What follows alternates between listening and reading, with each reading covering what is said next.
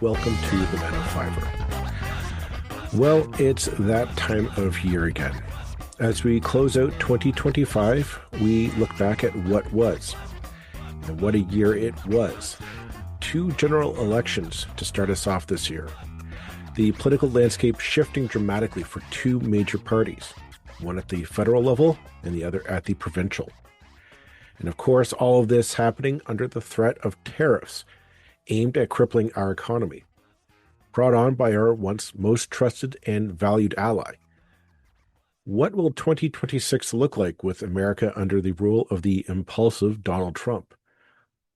I think it's easy to say that 2025 has been a change year. No matter what, from here on out, things are really going to be the same.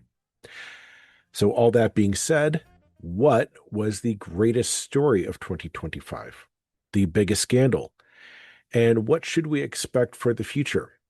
Well, to dive into these questions and more, I asked a few friends back to the podcast to discuss the year that was.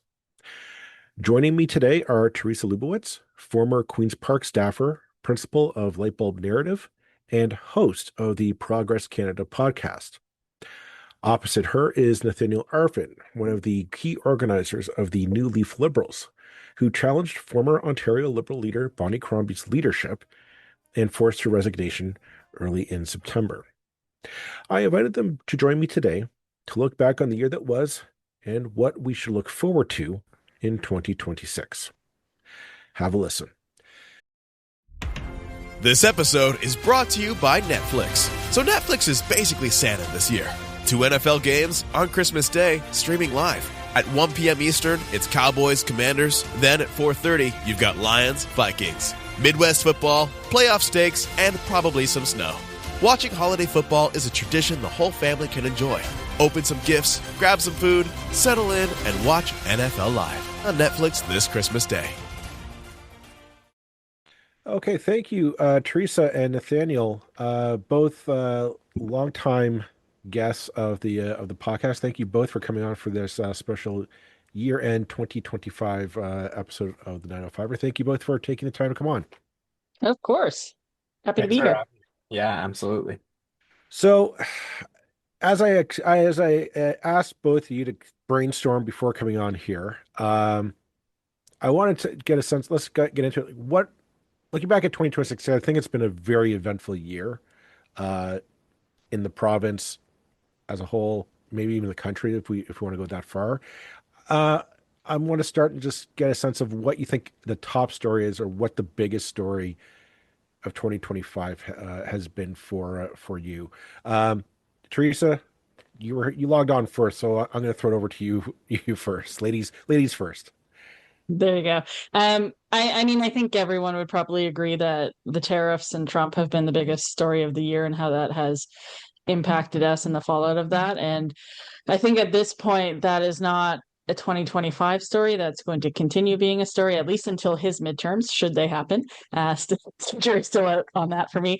So I think, that's going to be the enduring story. But from an Ontario political lens, I think the secondary story, of course, was the snap election, which was as a result, supposedly, of the tariffs. So those are the 2 big pieces this year. And I think they are continuing storylines as well. Like this is a bit of a soap opera in that, going into 2026, Doug Ford has removed the requirement to hold elections at a specific time, so he could call another snap election at any point in time. Trump is always threatening new tariffs. We're heading into the CUSMA negotiations about free trade, or whether we will continue to have that. So I think these are continuing storylines, and much like soap operas, the plot doesn't change very much from day to day. I'll agree with you on that. It seems like we've been doing this forever, and you just remind me, it's really only has been 1 year of this, but it feels like this has been the life of Canadian politics for as long as I can remember, which is a sad state of affairs, perhaps. Nathaniel, what are your thoughts on the top story of the year? I definitely think that the Trump tariffs trumps everything else, pardon the pun, but in terms of the Ontario lens, I think, Teresa, you touched on it a little bit there. It's the fact that Doug Ford continues to change the rules as he goes, and that's been a through line of his premiership throughout. But it's really it's crass and it's happening at a different level at this point in time. And I think we're seeing him amp up his use of the mandate argument quite a bit. Well, I'm going to concur with both of you that the Donald Trump will be the top story in Canada for the foreseeable future. One, whether it's tariffs or something else, who knows? Um, but the question I think is, like, here in Ontario, are we really equipped to handle it? I mean, you ask anybody in Ontario, our economy is intensely tied with the American economy, and within a year, we've kind of had that. Just the president just came in, tipped over the table, and said, "Forget it. We're starting at square one." And we've been doing this for a year. And I'm wondering, have we what lessons have we learned? Do you think we've learned politically from this in this province? Like I still get this. My sense is like the Ontario Conservatives or Progressive Conservatives and even the federal Conservatives kind of think this is a blip. This is like a structural, fundamental change to our relationship with the American economy. This is we just need to get past this and it's going to be back to normal and we'll everything will be right as rain. Like, do you think we can expect that, or should we be looking at something far more structurally different? And Nathaniel, I'm going to ask you to chime in on that one this time. Uh, Whether or not our politicians are treating this as a fundamental change here in Ontario, it is a fundamental change, and that's at least being recognized at the federal level. We see Mark Carney touring the world, signing accords with various countries, talking about the fact that Canada has to diversify our economy and we need to move away from our reliance on the United States. Doug Ford and the Conservatives, they don't seem to have recognized that. They don't seem to have changed much beyond the way that they talk about things, but there is no significant investment in upskilling our workers. There's no significant investment in reskilling people. We are looking right now at a world where lumber mills are shutting down, our steel factories are shutting down, and instead of having a plan to transition these workers into more in demand industries, we are throwing money at the companies and praying that times get better. Times aren't going to get better for lumber mills. Times aren't going to get better for these steel factories, not for a long, long time. And it's going to take more than us throwing money at companies and hoping that they do the right thing for us to make a fundamental shift in our economy and to support the workers of Ontario. Teresa? Yeah, I mean, if you think about how the economy was before Trump, it wasn't great. This is a premier who's campaigned on his economic record, such as it is, and we've never really had a great jobs record under Ford. We've had really, really high unemployment under Ford through most of his mandate, and that's now clocking in at almost 8 years.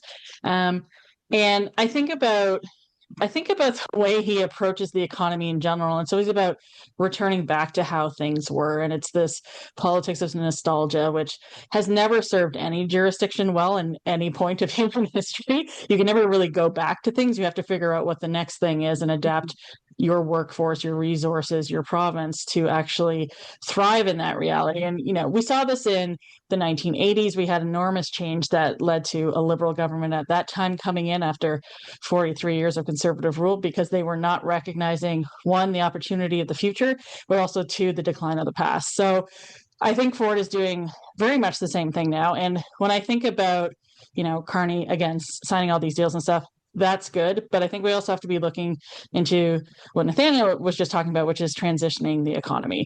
And Ontario is not doing that at all. Like Doug Ford's big strategy right now is to build a tunnel highway to build Vegas North while Vegas itself is already struggling economically. Like these are not the answers of the future.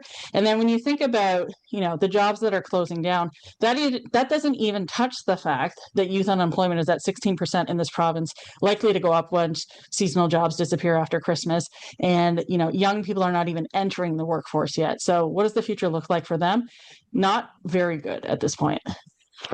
I was Nathaniel, your point, and Teresa, your points there just were triggered a memory in my head here. And I remember like Dalton McGuinty used to go on trips around the world on the taxpayer's dime to drum up business. I remember him going to Israel to promote water filtration service, like a water filtration company setting up shop there, as well as going to China uh, to at the time we still like China, but to get business going there. And I'm not saying Ford has to follow in his footsteps, but I do say that this is a premier for the largest economy in Canada and the most powerful and influential province in Canada. I am surprised this premier has not traveled, um, has not kind of tagged along with Mark Carney to, or done like a Team Ontario building, taking major industry players and going to Europe, going to Japan and India and maybe even to China to say, listen, times are different. This is what we have to offer. What can we do to make it to, as Doug Ford likes to say, make a deal? Um, do we need something like that going forward? Just get out there and see the world and see who wants to do business with us. Do you think that's something that obviously happened a lot in the 1990s under Chrétien? They had that Team Canada Right, approach where the right, right, premiers right. would get on the plane with them, go to whatever country, drum up business. And, until recently, you used to always hear about foreign direct investment. Like this was a measure that governments would always talk about all the time. Ford does none of that. I don't know if he's not curious about the rest of the world, but it seems like he only goes to Florida and Muskoka. Those are his two vacation spots, and that's why we're not having the legislature sit until after March break, I suspect. And I think the one other place he went to was secretly to Texas to go meet executives of 7-Eleven, who in theory he probably could have met here as well. So he just doesn't seem that interested in promoting Ontario to the world, at least, by going abroad himself and being a salesperson, which he claims is, something that he's good at. Nathaniel? The thing I'll add is that in order to attract foreign direct investment, we need to have a stable economy and a stable regulatory framework for companies to operate in. Right now, we are seeing a lot of lobbying changes that do benefit business owners who are established here, who have the connections. I worry that companies look at the chaos and I, I'm not going to say corruption, but the very, very close semblance to corruption that exists in Ontario. And it's hard for me to imagine being in business and saying this is a great place to set up shop. On on that note, I guess you're writing the script for us, Nathaniel. So let's segue into the next big question I asked of both of you is what do you think was the biggest scandal or really the top negative story in the news cycle? I threw it to Teresa first, so this time I'm going to you, Nathaniel, first time. This is really difficult because there's so many. Uh, to me, it always comes back to education and the consistent underfunding of education to the point that we are now uh, canning directors of education days before Christmas break. There's clearly a desire for micromanagement, but also a desire to not actually address the fundamental issues in education. We need, as the Ontario Liberal Party is right now saying, we need more adults in the classroom, and that doesn't mean police officers. That means more educators who are OCT certified.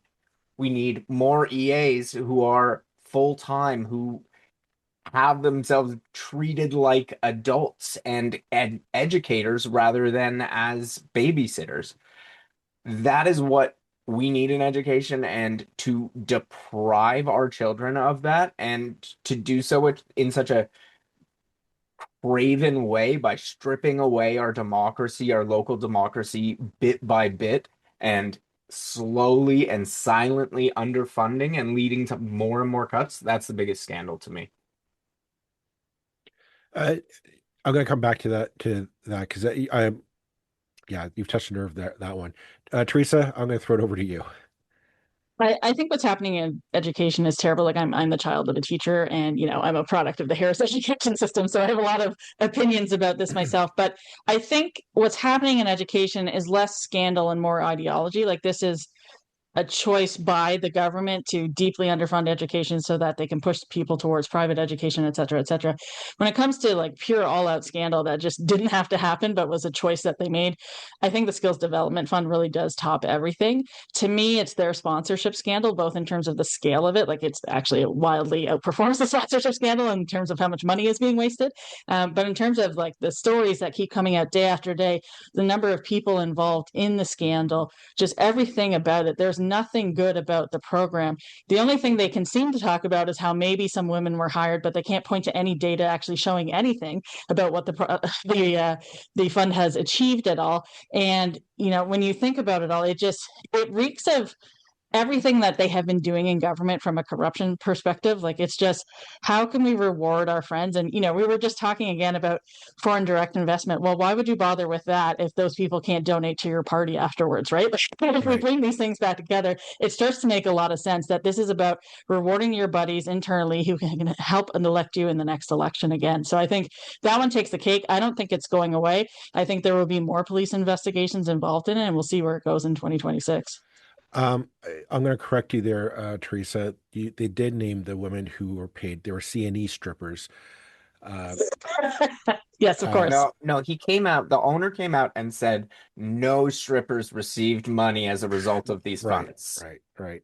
Um, I, I am going to say like the tying thread of both of your arguments, and I'll be honest, I do think they're equally valid, because education I think is great equalizer for us to compete on the global economy if we can just be smarter and more creative in getting our kids ready for the future problems.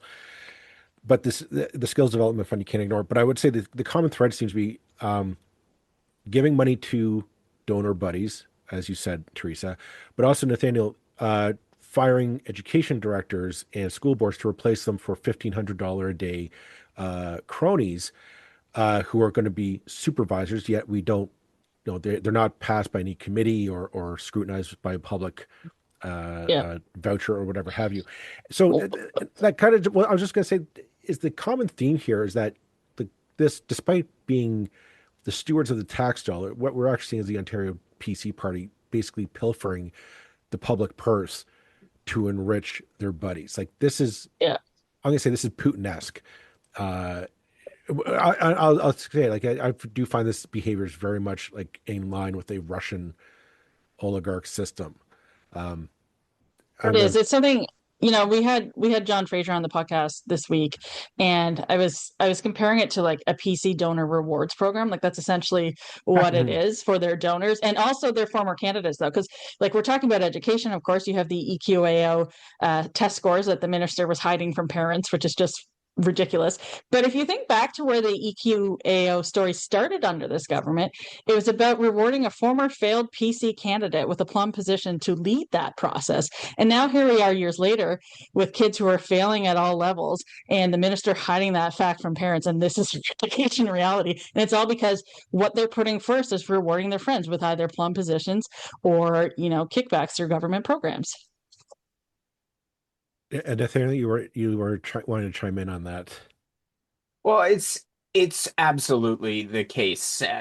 We see it with the when they replace the trustees with these $350,000 a year uh, interveners. They don't actually do the work of the trustees. They aren't available to contact parents. We're now finding out that they expect the boards to fund these parent outreach supports. So that's more money cut from the education budget. And all of this money is getting funneled to insiders and friends of the Conservative Party. Um, it's not blatant corruption. It's they're naming people to boards, they're naming people to commissions. This is the kind of stuff that they have the right to do, but we as voters need to hold them accountable, and the opposition parties also need to hold them accountable. One of the big difficulties, though, is the volume of scandals and the difficulty that we have bringing that common story together and voicing it as both an opposition and as individuals. A lot of times we get lost in the noise of it all. Well, I kind of want to touch upon that, in that this isn't anything new. I mean, the Ontario PC party has been in power now for what, nine years? Um, 7.5. okay. Okay. Um, Just feels like 9. well, I mean, they'll be in power for another, in theory, another four or another three at least. So 10 years total by the next election, if all goes according to plan. Um, Yet we've seen nothing. I've always said this, like there has been no legacy project. There's been no program. There's been no infrastructure project. There has been no massive change to the way this province operates that I am aware of. That the future, like my grandchildren or our grandchildren, can look back and say, "Yep, that was the Ford legacy. Well, I'm living with the consequences of that, good or bad." Yet, they're elected for a third term, and now we're pushing ahead with this. Are we just basically saying, like, they've just kind of said, yeah, screw it, we don't care about the appearance of good governance anymore. We're just interested in, yeah, screw it, let somebody else deal with it. Is that what we're going to expect for the next 4 years in Ontario? Is guess my question now. If the first session has been any indicator, yes, that's exactly what we can expect. It's it's difficult for me to even try to pretend that we can do things differently. We haven't seen any sustained impact on their favorability, on their electability, on anything. Ford's personal favorability can keep going down and down and down, but it doesn't matter until there is something else that people can rally behind and stand up behind. We saw a glimpse of that in 2022 when the education workers went on strike, and there were a lot of people rallying behind them. And it wasn't just unionized workers, it wasn't just the labor sector, it was everyday Ontarians who knew that we deserved better. Until we find something to rally behind, I suspect that Ford's gonna keep doing whatever the hell he wants. Yeah, I think there are a few components to this. One is that, and I've always said this, like people do not really care about scandal and corruption because they assume that's what all politicians do. So when you harp on that day in and day out, or talk about the importance of democracy and all of these things, like that almost never wins a campaign or moves a voter. And yet that is largely what the opposition has focused on. Now, that isn't to say that you can't push back about the things that they're doing. You absolutely have to. But the thing I've been pitching to various, liberal leadership hopefuls is come up with an actual anti-corruption plan, put that in the window, make that one of the first things you actually put out as a policy plank, so that every time Ford does something wrong, you can sweep whatever it is into that bucket and then pivot to the thing that you're going to do in government to make things better. And until they actually do that, and I did pitch this to Marit Stiles too, like equal opportunity here, any progressive party, go for it. I did pitch that to her too, but I think until they actually end this advantage Ford has of filling the window with junk, until they close that off and make people focus on individual things that he is doing, until they put an alternative vision in the window that is compelling, we're just going to keep seeing more of the same. And Ford knows he can get away with it. Well, on that note, like, I guess my question is, where have the opposition parties been? I mean, I know since they got this current iteration of the legislature was elected in February, and quite frankly, I found, like, for the last almost 10 months, like, both the NDP and the Ontario Liberals have kind of been just twiddling their thumbs on this. This I question where are they? And I know everybody says, oh, they're getting all these great sound bites in at Queen's at question period, but I'm like, who cares? I'm in tune to politics, and I couldn't care less about sound bites in question period. I will say a few things. One, they have sat for 51 days, so that is part of it. But I'm also the argument that no one really pays attention to the question period anyway.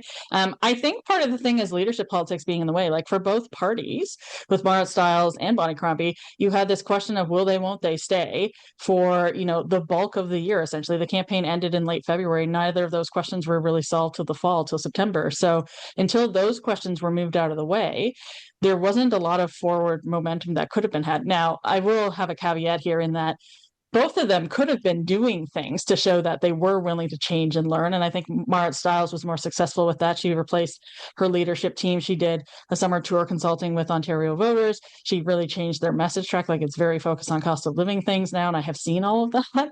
I think Bonnie Crombie was much more focused about staying on as leader and didn't do any of that work. And now that she is still technically, the ghost of Christmas past at this point, and she is still hanging around, the party can't really move on. Like they don't even have a proper interim leader right now to sort of lead the charge and make it about the team, et cetera, et cetera.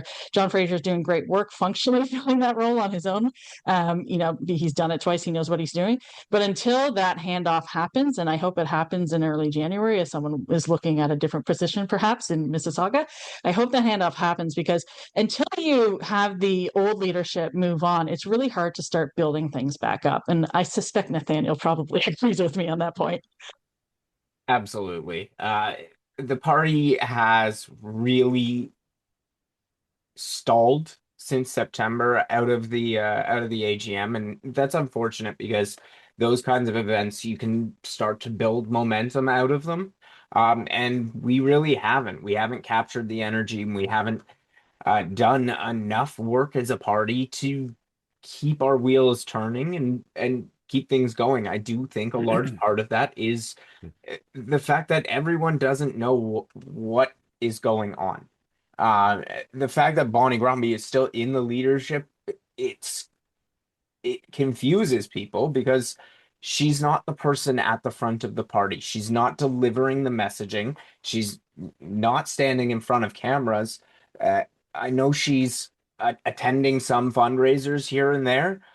She apparently went to the LPC dinner as well, but we're not seeing her be the leader of the messaging and be the leader of the party.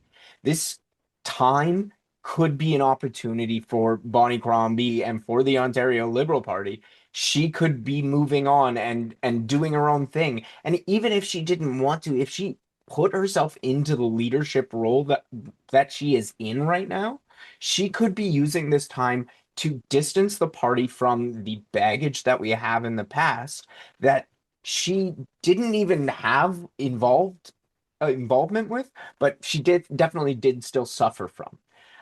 But if she committed herself to this leadership and to helping the party move on, it would be a different conversation. But the fact is, we've seen nothing for 3 months, and it's not only time for the party to move on, it's time for the province to move on. I do think too, like one thing I will say about that too is people keep talking about the fundraising piece and how she's staying on to help with that, et cetera, et cetera. I haven't seen any of that personally, but that doesn't mean anything. But I did get the direct mail piece from the party for Christmas, and she's not on there anywhere. There's no one who it's actually directly from. It's just a one-sided piece, just sort of generically to a member from the party. And even from an email fundraising standpoint, as somebody who used to run that at the party office and write all those emails, not having a face on that campaign at this time of the year where you're making at least half of the money that you make throughout the year. Now, this was a campaign year, so there's that, but you're making at least half the money you make throughout the entire year in this last 4 weeks, and we don't have any leadership attached to it. And it's not like you can add John Fraser to it because he's not officially in the role. So I actually think that really, really hampers the party's fundraising efforts at this time of year. So I don't really buy that argument, and I think it is harming the party. I do want to get into the Ontario Liberal Party, because as far as I can tell, they are the outlier in Ontario politics currently. We know who the NDP are. We know who their leader is, what they're standing for, and where they are kind of going to go. You can like them or leave them. That's up to you. We know who the Ontario PC party is. We know who their leader is, Doug Ford. Right now, like, nobody knows anything about the Ontario Liberal Party. We knew that Bonnie Crombie was leader, but she has resigned. And they've just kind of let themselves, in my opinion, fall into obscurity, which is a dangerous place to be. You don't want to be the person who's like, just wait and see, because that's kind of what got Bonnie Crombie in trouble, was this, let's wait and see. It just, just got to give me a minute to introduce myself. And we wasted a year on that. Um, what is the holdback here for the Ontario Liberal Party to try to, get in the fight and say, get off the ropes and start throwing a few punches, politically speaking, of course, to start getting people to notice them? Uh, from what I understand, it's the party is being as diligent as possible when considering their options for the rules in the upcoming leadership race. I I understand the desire to be cautious and make sure that we're attracting as many people as we can, but at this point, we have to consider the fact that we look unprofessional as an organization, and we look like, as you said, we're flailing, we're floundering without clear direction and without actual movement in the party. We're not getting anywhere.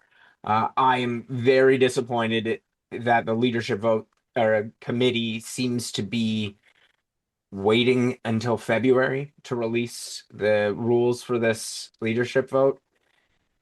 We really needed to move faster on this, and the rules should have been out by now, last Are we, week. as the, is this hesitancy to kind of get the fight going, so to speak, turning potential contenders off? The reason I bring this up is, Karina Gould, who was one of the names kind of floated as maybe she will, maybe she won't throw her hat in the ring, has come out and said, no, I'm out. I am not going to run.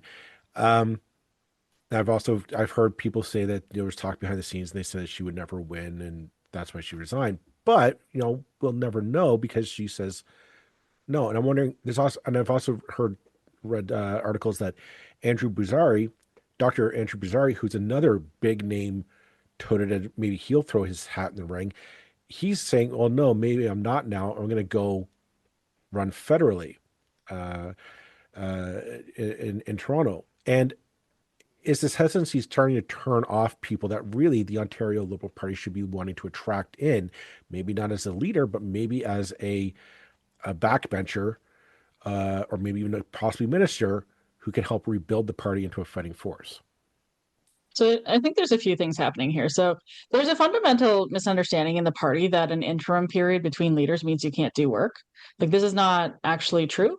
So between 2018 and 2020, like again, I just had John Fraser on and we were talking and he seemed almost wistful about that period because we actually accomplished so much in that time in terms of rebuilding the party. John used to come on for monthly conversations on webinars with the membership. The president at the time, Brian Johns, also did that. Like we were very active and very visible.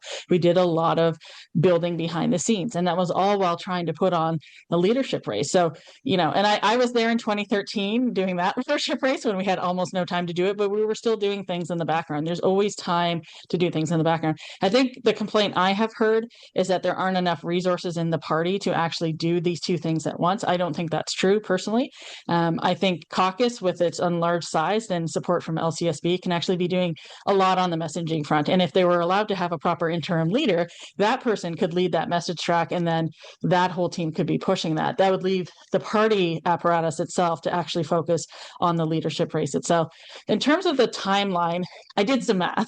because I wanted to look back and see, people always talk about, well, this race was that long and this race was that long, and yada, yada, yada. But we always compare it to when the leader resigned versus when the previous election was. And I did some math. And if you look at 1996, the time between that election loss to when the leadership was held was 17 months. When you look at 2013, it was 15 months. When you look at 2020, it was 20 months. When you look at 2023, it was 18 months. So it's more or less the same amount of time across all of these things. And if we were to extrapolate that to this period, 15 to 20 months, which was the sort of window that we saw there, would put the next leadership race, if it were called in that timeline, to May or October of 2026. Now, my preference has always been for May, as Nathaniel knows. There are people who would rather have it in September, October. There are some people who are talking about doing it in 2027, which I do not advise. But I think this is part of the conversation, because what we don't see behind the scenes is the people actually managing this process are constantly being pelted by feedback. Now, there was the member survey, but there's also various prospective leadership campaigns who are constantly emailing them, being like, why don't you just do this? And, none of those campaigns are free of bias. They have their preferences, which would benefit their candidates. And, part of the argument we saw about Karina Gould and any federal MP is that having an uncertain length of the race or a long length of the race when there's a minority parliament federally makes it really, really difficult. Like trying for leader in Ontario when you constantly have to maybe come back to parliament to vote to make sure the government doesn't fall, right? So this is really, really complicated. All the candidates have different considerations. And, even with normal nominations at the riding level, like we see these arguments come up. And so I think there's an element of like, recognizing that maybe we can just have good faith arguments about it and it doesn't make someone evil if they have a different opinion. And if we get to that place, then maybe we can be a bit productive with this. Now, my preference would have been to have the rules out post Thanksgiving at the very latest, late December, even if you want to say like, okay, but the starting gun doesn't start till January for like tax purposes, or you're not filing different things. Like I know that's all complicated, but I think delaying this long just creates a sense of disorganization and discomfort in the general membership, and people really do want to get going. Even if you get going now, that doesn't mean the race has to be short. It could be longer. Again, my preference would be for May, but I'm going to back you up on that May one, because if we're not doing it in the summer. Everyone knows that. And I really don't want to conflict with the municipal elections. yep. We should have a leader in place by the municipal elections. They should take the summer to meet some candidates, go around and get our people onto those campaigns so that we can start building that experience in our volunteers. I fully agree. And of course that gives the new leader the summer to do the summer barbecue circuit, which I think is really, really important from a fundraising standpoint. I know I'm constantly talking about fundraising, but it is incredibly important. And I think that's just an obvious window to get them out there, not just fundraising too, but also meeting the membership and building those relationships and going out to communities and meeting people beyond the membership to grow the party.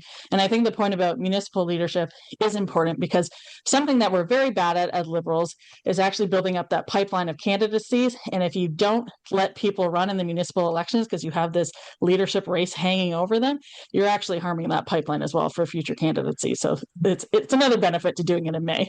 I'm going to throw this out to both of you, and I thought, as you both know, and our listeners know, I was a former Liberal in another life.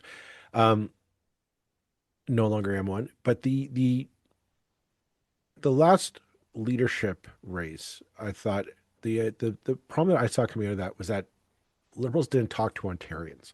They only talked to themselves, which was very dangerous as it turned out, because it was the same old people just reiterating old tired arguments, and nobody was looking at this, what life was like actually on the ground in Ontario.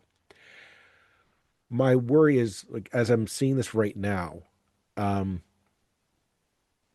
the party seems to be falling into the same old trap, in that they don't want to talk to Ontarians, not where they're at. They don't want to talk to Ontarians about what their concerns are, what their worries are. Any of that just seems to be like, and I don't mean to belittle you, Teresa, but as you were saying, talking to the membership. And my thoughts are, do they need to talk to the membership, or do they need candidates who are going to say, I'm going to talk to Joe and Jane, Main Street, I'm going to go talk to the people who've never voted Liberal in Windsor or in London Yeah. or here in the 905. Go down to Niagara Falls and Grimsby and Hamilton and Oshawa and talk to those people and say, what is it that we're not getting? Well, And that is why I did add and meet other people beyond the membership when you're doing these tours. I will say, I think both of you know I've been doing a project on the Peterson years in government, and it's been really, really interesting because again, this was after a period of 43 years of conservative rule, and then suddenly the Liberal Party came up. So the question is, how did they do that? And one of the major ways they did that was by expanding the tent. And when we say expanding the tent, we're usually talking about like, oh, just go a bit wider on policy this way and that way. That's not what it is. It's actually just about engaging more people and not writing people off from the get go, and actually going in and meeting people where they are and actually touring the province. And John Fraser and I were talking about this too, because I don't know if you guys are nerds like me and have been watching Pakin's The Premier Files, but I've been watching all of them. And he had one with Mike Harris, who is somebody I would take almost no lessons from. But the lessons I would take from Mike Harris was that when he became PC leader in 1990, he wasn't ready for the campaign. It was a snap campaign, so they sort of wrote that off. But then in the interim, between 1990 and 1995, people forget again, the Liberals were supposed to win that election in 1995. They were ahead in the polls. But the PC party just kind of came up the middle because Mike Harris actually went to all these small communities and talked to people. He talked about how there was one community that literally 2 people showed up at the event for, and he still went and he talked to them and they had a great time. And that's sort of how you have to do it. John Fraser talked about how we need to have a grinder as a leader, but we also have to have grinders as like party members and party operatives. We have to have people who are willing to put in the work to understand there are no quick wins, there are no saviors. You actually have to go and talk to human people and you have to hear what they're saying. And it can't just be about counting heads. You actually have to engage with them and find out what they're all about and see how we can actually address those issues and where there's commonalities. And until we get that perspective in, like, I think, having been there in the governing years, and Joel, you probably remember this too, like there's a real sense of once you're in power long enough, you kind of think it should just keep happening.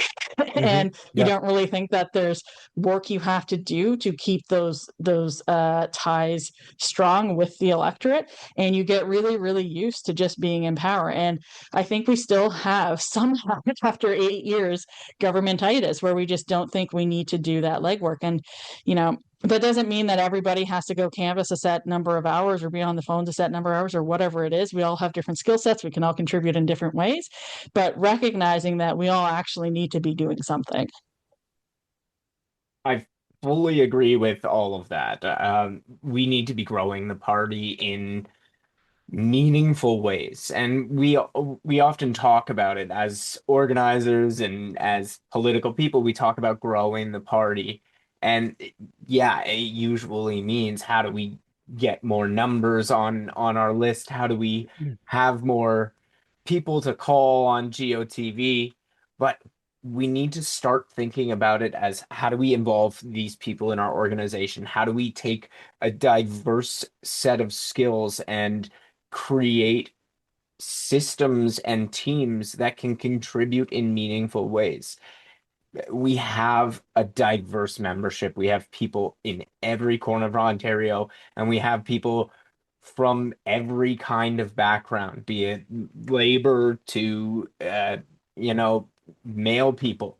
And we have everyone in this party, and we should be taking advantage of who they are, what they're good at, and the organizations that they belong to outside of the Ontario Liberal Party. We need to be connecting with people where they are and finding connections to the people that they know and finding meaningful ways to bring them into the fold. I on think that we note, also have to embrace volunteerism because this is something, again, that happens in government. You get really set in your ways about, well, we've professionalized the organization, which I think is important from an HR standpoint or from other standpoints.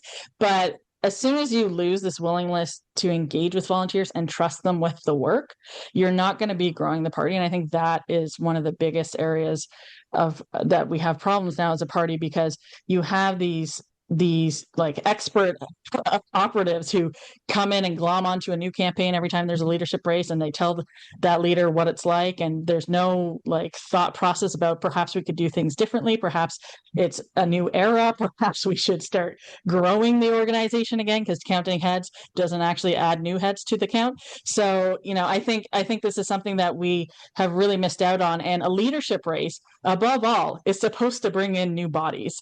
Mhm. And I think this has been the criticism in the past, is that we're not bringing in enough new bodies, because it's all about, well, I'm with this person and you shouldn't be here, and yada yada yada, and it's not about actually bringing in more people.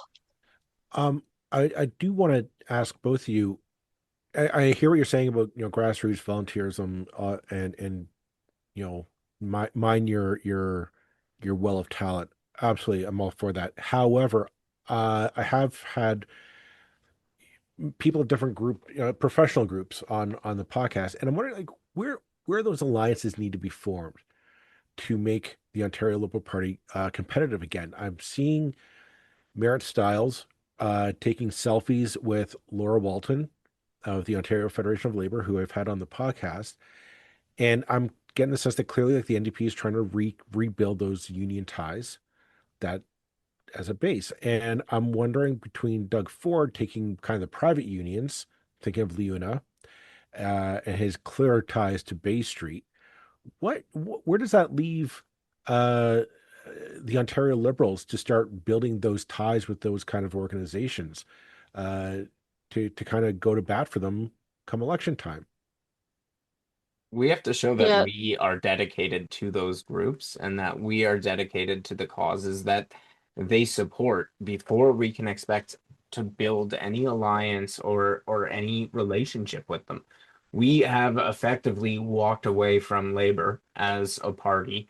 We have effectively walked away from uh, the the homeless community, the people who need support services, safe injection sites, health care services in mental health capacities.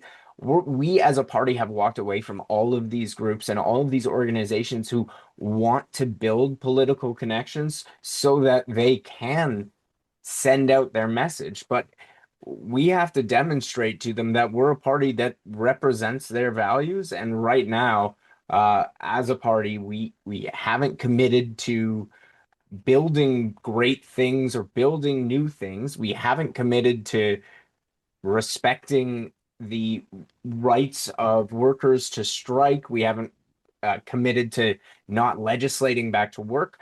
And we have actively voted on legislation that allows municipalities to evict the homeless, and we have voted to get rid of safe injection sites, safe consumption sites. So I'm not sure where we're going to find partnership or where we're going to find political allies as a party until we start doing the meaningful work to turn this party around into something that does support people and does support the good jobs that they need. yeah. Historically, again, from that 2018 to 2020 period, there actually was stakeholder work done. Like lists were made, different folks representing the party went out and had conversations, and that work was done up until the point, at least until we had a permanent leader again.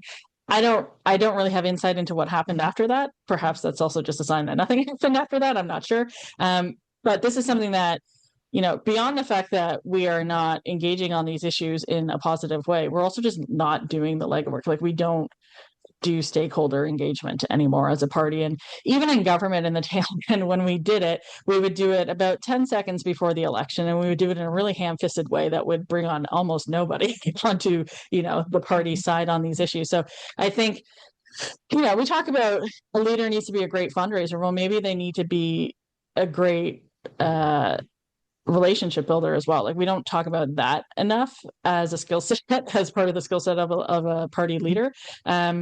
And, I remember in the win years, like, we had teachers protesting outside of Maple Leaf Gardens at the time. So I remember that. But, there were actual conversations with some of these leadership camps with these stakeholder groups about how they would bring them back into the fold. We just haven't seemed to do that in recent leadership races. And I think that's a really important piece that's missing. So I'm glad you brought it up, because I can't recall in the last few rounds of leadership races that any of those kind of conversations have happened at all, at least not publicly. In the last Ontario Liberal leadership race, I try to have on all the candidates at the time. The one thing that they all were talking about was, oh, we need to reach out to business. We need to become the party of business again. Um, I have an opinion on that, but I want to get your sense on, like, how vital is it then to, the party of business, whether it be small business, big business. I just feel like we need to be business friendly in Ontario. And I want to get your take on that as a strategy or as a guiding principle for a leadership candidate. I, you know, I have strong opinions on this. As a small business owner myself, I do think that we talk about business, and when we talk about business, we talk about big corporations, and we talk about bringing companies to this province to create jobs. But when you look at who actually creates jobs in Ontario, it is small business owners. It is not usually big corporations. Yes, they bring a lot of jobs into a specific area, but as soon as they pull out, it's really problematic, which you don't really get with small businesses. So there's that part of it. The party did put forward, was it before the last election? I can't remember now. They did put forward legislation in the House to actually cut the small business tax in half. So this is something that they were focused on, but it's not enough of our messaging. It's always about these corporate handouts, which I don't think anybody, any normal voter feels great about these days. Like, we look at what's happening under Ford right now, where a company is given $100 million to lose fewer jobs than what they were originally intending. Like, what is that as an approach to governance? It's not a good one. And I'm always back to the math. Like, when we talk about this, about, renters versus landlords, like, go with the math, go with where more people are. There are more renters than landlords. There are more workers than bosses. Like, why are we just not understanding the basic math of how populations work and actually engaging with those people? So, I think it's fine to come up with plans that serve businesses well, but only in the sense that they actually help workers. And we need to tie those two things together, because at the end of the day, it's workers who go vote, not corporations. Nathaniel. The other aspect of that is that when it comes to who can afford to work in urban centers, we're largely talking about people from the suburbs or even the exurbs. Like, I have friends who travel an hour and a half from Aurelia to get into downtown every day. And that is an increasing drain on our society's productivity. Uh, we're not doing enough to create jobs, and we're not doing enough to deal with the systemic issues that cause job flight. People can't live where they work, so businesses can't afford to hire locals, so the economies hollow themselves out, and we have a commuter economy. Until we start sincerely and legitimately dealing with the housing crisis in Ontario, we're going to have a jobs crisis. We're going to have an environmental crisis. We're going to have energy crises. We're going to have all of these mounting problems because no one can live. No one can afford to live here. I've always wondered why, kind of, but touching on both your points there. Teresa, you have a bit more of the communication angle, but Nathaniel, you're talking a bit more of the practical angle there. Um, I've always wondered, like, why don't we turn Bay Street into the villain of the narrative story? Like, I do question. I know, because you need them to kind of fund the campaign. You need them to cut the checks, but at the same time, I don't think they're going to, because they seem to be pretty tied to Doug Ford at the moment. So my thoughts are, what do you have to lose by saying, um, they're the source of all your problems? Like, what's wrong with putting Galen Weston and Doug Ford on the poster saying, these are your problems, guys? This, like, all of it. You can't make your mortgage, you can't make your rent payment. You are being asked to commute 2 hours a day to work, and you can't afford to put food on the table of your family despite working 40 hours a week. It's these guys' fault. That's it. These two, plain and simple. Like why won't that message work? Or would it work? I think the thing about that is when a new leader becomes leader, the first one of the first things that they do, well, actually, when they're running for leader, they're pulling together a list of donors to fund that campaign, first of all.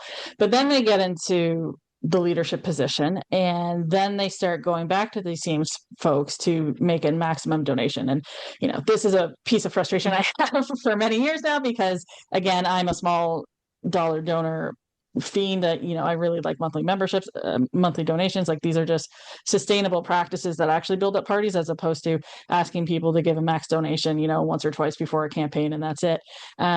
But when you are going after those max donors as the way to fund your campaign, rather than actually trying to find some grassroots money, what you do is you ensure that you're not going to go after those groups. And then you really do push yourself into a corner. Now, I want to read a quote from a speech that David Peterson gave before the 1985 election, because I think it's really good framing. So it's: the Ontario Liberal Party is the only party that is not in the back pocket of any special interest group, not of the bank presidents or the union bosses. I think it's great for a few different reasons. One is that it actually does go after Bay Street. And, you're thinking back to the time, again, the PC party was largely run by Bay Street at that point, and that's why this was actually a really good way to break down that coalition and fight back against it.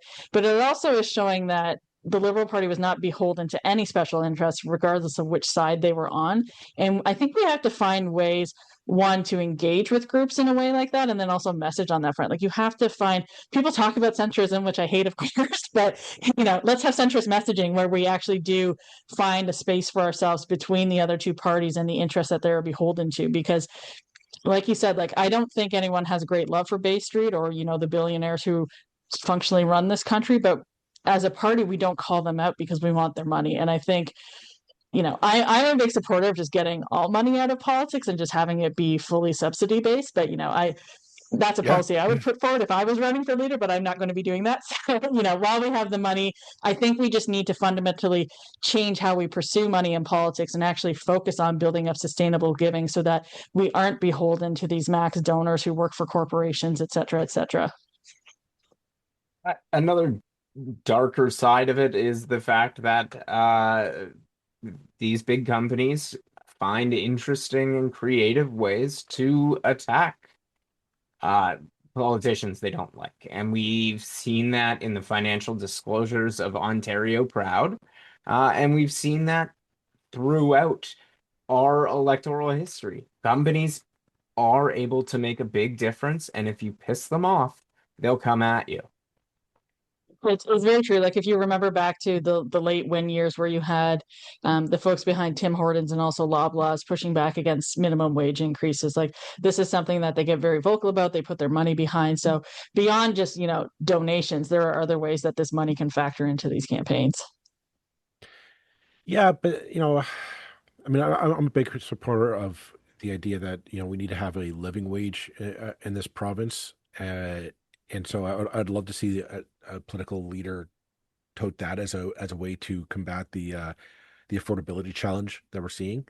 Um, but I know you're right. Like, I worked for Tim Hortons at that time when I was on the conference calls from franchisees to say, oh yeah, we know we're risking losing all of our stores because you know coffee's going to be unaffordable and da, da, da, da. And Wynn brought in $14 an hour minimum wage, and they ended up raising the price of a Boston cream 20 cents, and no stores shut down due to financial failure. So I think, like, right there is a win of, like, yeah, this is what they'll say because it's their only argument, but the reality is it doesn't work out. If anything, you're just putting more money into the economy, which creates more growth and more stability and all that stuff. Something you said there, though, that I do want to talk about, talking about a living wage. Like, one of the ways to combat money in politics is to actually come up with bold ideas. because Yeah. that really does suck the oxygen out of the status quo. Because people, I think, very quickly recognize, like, oh, you're right, that does suck, and here is an opportunity to do something much better. And I think that's something our party has been really, really hesitant to do since Kathleen Wynne. Both David Peterson and Kathleen Wynne talked about, the radical center, that kind of idea. And we just really haven't been interested in bold ideas, I think, in the last two rounds of leadership. And if we're really going to get back into it, I think, one, we need to do that just in general to attract new people to the party. But two, politics really only changes. You really only have seismic changes in politics when there's a new era upon you, and you actually have to embrace that era. So as a party, I think we have to look towards the future and say, like, what is the solution for the next 25 years, not the next 3 years. We actually have to look far into the distance and give people a bold vision of opportunity going forward, or else they're not going to want to take a risk on us in the first place. Yeah. I'm just looking at the clock here, and I see we're coming up on an hour. So I'm not going to go. I don't think we're going to need to beat a dead horse here, because nobody's paying us to solve the world's problems yet. But they're welcome to. By all means, it would be one weekend, boom, it's done. Exactly. But I'm going to leave it. Maybe leave both of you with the last word on what are you looking for in Ontario in 2026, or maybe even, I'll go a little bit further. Like what are you looking forward to seeing, or what do you hope to see come about? Nathaniel, I'm going to start with you. Well, the teachers are they're bargaining this year, so that's going to be fun. That'll be interesting. I do hope that people understand that the massive, massive cuts to education have put education workers in an almost impossible position. And I really hope that education workers are ready to stand up for the students and for the quality of the classrooms. Teresa. For me, it's just a small thing. I'm really hoping that my existential dread will start to feel misplaced, and that the arc of the moral universe does bend towards justice. It would be great to feel that way a little bit next year. Hasn't felt that way a lot this year. In terms of politics in Ontario going forward, like, I think once the Ontario Liberal race starts going, hopefully, I'd like to see some really good ideas, some innovative ideas put in the window, and some, actually compelling candidates step forward. Like, a girl can dream, but those two things together, I think, are part of the recipe for replacing the current Ford government.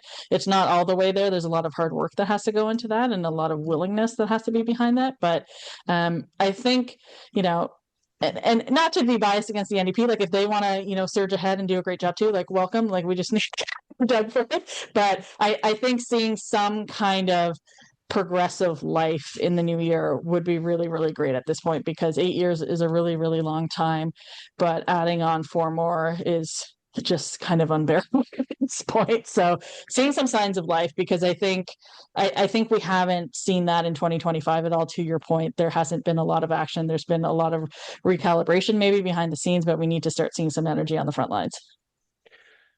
All right, I'll leave it at that. Thank you very much, Nathaniel Arfin and Teresa Lubowitz, for joining me today. All the best. Happy New Year. Merry Christmas. Goodwill to men and women Towards men. of all shapes and sizes. Let's just leave it at that. All right, thank you very much, both of you. Thank you. Are your poor communication skills holding you back from being the leader you know you can be? The Master Communicator is a podcast that can help you improve your communication skills in just a few minutes a week. I'm David Tyler, a broadcaster and communication coach, and each week I deliver bite-sized masterclasses for busy leaders like you. Each episode is packed with practical techniques and strategies to help you navigate challenging conversations, delivering impactful messages, and inspire your team. Whether you're looking to enhance your executive presence, build a culture of trust, or simply lead with more confidence, the Master Communicator is your go-to resource. Subscribe now and start your journey to becoming the leader you were meant to be. Transform your communication skills, one episode at a time. Hi, I'm Marianne Weisenthal, host of the LifeSpeak podcast, a show where we dive into real conversations about mental health, resilience, and navigating life's everyday challenges. Each episode, I sit down with leading experts in health, work, and wellness to unpack big topics like burnout, parenting, leadership, anxiety, and personal growth. My guests share their own stories of struggle and resilience, and together we keep it honest, relatable, and practical. Whether you're looking for fresh perspectives or just a moment to feel seen and supported, you'll find it on the LifeSpeak podcast. Thanks.